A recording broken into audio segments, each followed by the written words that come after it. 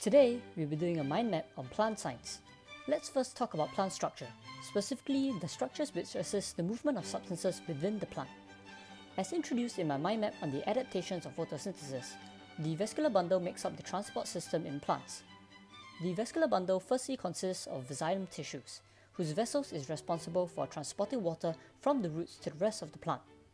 How water is taken in by the roots of the plant and the role of transpiration in it is discussed in depth in my mind map on the adaptations of photosynthesis.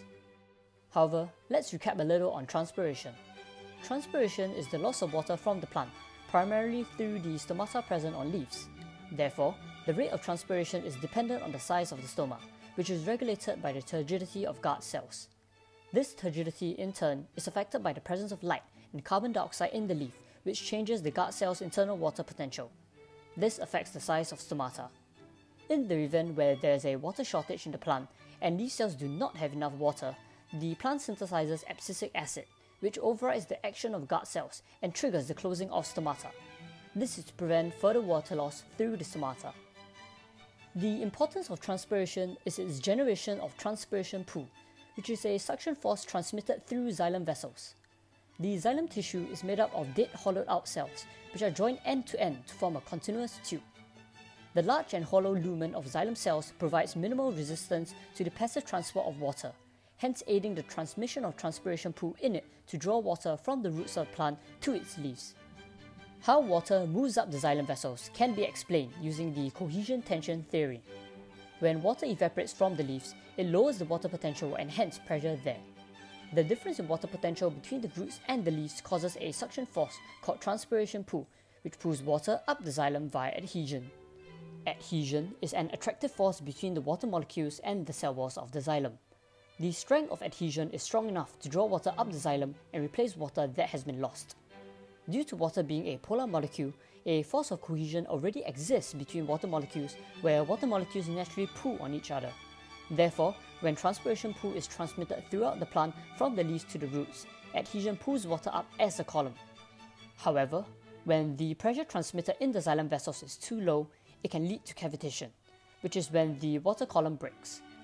The movement of water in the xylem vessels creates an environment with high water static pressure. To withstand this high pressure, the cell walls of xylem vessels are reinforced with lignin, which makes up 25% of the cell wall. As a result of the thick cell walls and high cell turgor of xylem cells, xylem vessels also act as the support structure of the plant, on top of its function to transport water in the plant. Before we move on to the next tissue of the vascular bundle, let's discuss a little on the adaptations plants have to retain water and prevent excessive water loss. Exams sometimes test the adaptations of halophytes and xerophytes, who have special features unique to their environment. Halophytes are plants that grow in soil with high salinity, which means that the soil has a high concentration of salt. Halophytes have to adapt to these conditions, as the high concentration of salt in the soil means that water can be easily lost from the plant to the saline soil via osmosis. When temperature is high, halophytes store high concentrations of solutes such as sugars and ions in its cytoplasm to maintain a higher solute concentration compared to the soil. This prevents excessive water loss to the soil via osmosis.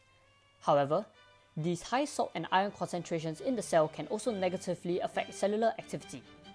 Halophytes adapt to this by maintaining such high salt solute concentrations in vacuoles within the cell, where it does not affect metabolic activities. When there is excess salt, halophytes can get rid of it through pumping it back into the soil via active transport, or through salt glands on the plants, or by accumulating ions in leaves and shedding them. Xerophytes are plants that grow in arid conditions such as deserts. The most well-known example of xerophytes are cacti. Due to the environment having very little water, xerophytes have adaptations to help it thrive. Xerophytes often have small leaves and waxy cuticles. Their stems may also be able to photosynthesize. Hence, there is no need for stomata on leaves to be open, as the plant can use carbon dioxide produced internally from respiration. The stem is often used to store water as well. The root systems of xerophytes are also adapted by either going very deep into the ground to reach water-rich soil or spreading out laterally to increase surface area to receive rainwater. Lastly, xerophytes can carry out crucian acid metabolism. During the night, when temperatures are lower, the stomata on leaves open and the plant takes in carbon dioxide, which is stored as malic acid in the plant. During the day, however, the stomata are then closed to prevent water loss. The stored malic acid is subsequently broken down to release carbon dioxide, allowing the plant to photosynthesize even though the stomata remain closed. Apart from xylem tissues, the vascular bundle also contains phloem tissues, whose vessels transport sugars produced by photosynthesis from photosynthetic cells to the rest of the plant. This movement is referred to as translocation, and in the context of plants is defined as the movement of sucrose from source to sink, for example from the leaves to the fruits of a plant. Plants produce food in the form of glucose, but it transports the sugar in the form of sucrose. This is because sucrose cannot be metabolized directly in respiration, and by transporting sugar in the form of sucrose, it prevents the metabolism of sugar during the transport in the phloem. Phloem vessels are made up of sieve tubes, which is formed by multiple sieve tube cells, also called sieve elements, that are placed end to end. Just like the xylem vessels, the lumen of the vessel has no organelles obstructing the movement of substances in it, as almost all cytoplasmic substances have been broken down. However, the difference is that the phloem is still considered to be living, as it is still composed of living cells, while the xylem is just made up of dead cells.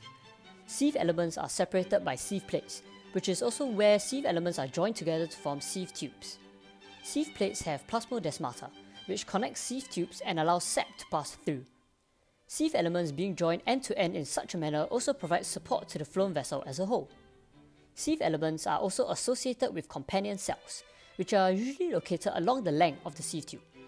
The main function of the companion cell is to regulate the activity of the adjacent sieve element, and the loading and unloading of sugars into and from the phloem respectively. Unlike sieve elements, companion cells contain a nucleus, which regulates the activity and metabolism of both the companion cell and the sieve element. The nucleus is also responsible for the synthesis of enzymes and proteins for the movement of sugars in and out of the phloem.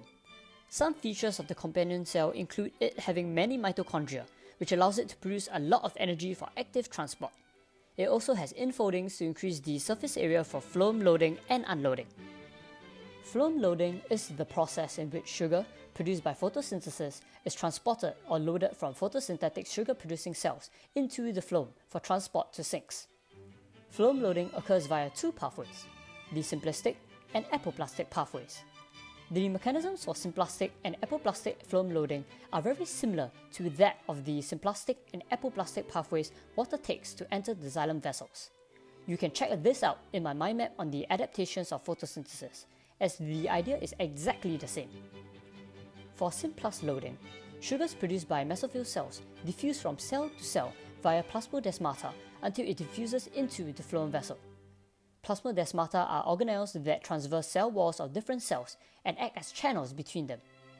As for apoplastic loading, sugars produced by mesophyll cells are instead moved into the apoplast, which is the space outside the plasma membrane, including the cell wall that substances can freely diffuse in. Companion cells then transport the sugars from the apoplast into its cytoplasm via active transport, before loading it into phloem vessels. How active transport of sugars into companion cells works is that proton pumps in the membrane of companion cells pumps protons from the cytoplasm into the apoplast. This transport requires energy, where ATP is broken down to ADP.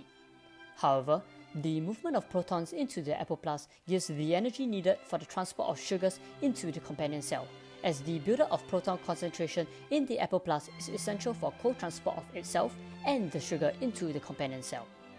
This occurs via a co-transporter integral membrane protein. Once in the cytoplasm of companion cells, sugars move into the phloem either by plasmodesmata or by sugar transporters. Please note that the symplastic and apoplastic mechanisms I have depicted are simplified for easier explanation. In reality, it is not as straightforward. For symplastic loading, between the sugar-producing cells and the phloem vessel, sugars may have to diffuse through multiple cells to reach the phloem. It may not be just one cell as I have shown. For apoplastic loading, what I've depicted is only the point when sugars move into the apoplast of companion cells. Before this, multiple layers of cells may separate the sugar-producing cells from the apoplast, which the produced sugars have to move through. This movement can be either via symplastic mechanisms, i.e. through plasmodesmata, or via apoplastic mechanisms, i.e. through the cell wall. Additionally, though I drew the apoplast as a large space which sugars diffuse through, the apoplast is actually a really small space. I simply enlarged it to easily explain the movement. Lastly, in apoplastic loading, sugars have to pass through companion cells before being loaded into the sieve tubes. However, in symplastic loading, the cells that sugars get loaded into the phloem from may or may not be companion cells. Phloem loading rarely follows only one mechanism, but will usually involve a mixture of both as sugars move from sugar-producing cells into the phloem. Symplastic movement simply refers to the movement of substances from the cytoplasm of one cell to another, while apoplastic movement simply refers to the movement of substances in the space outside the cytoplasm, likewise from one cell to the next. As for movement within the phloem, what happens is that at the region where phloem loading occurs, the high concentration of sucrose in the phloem lowers the water potential there.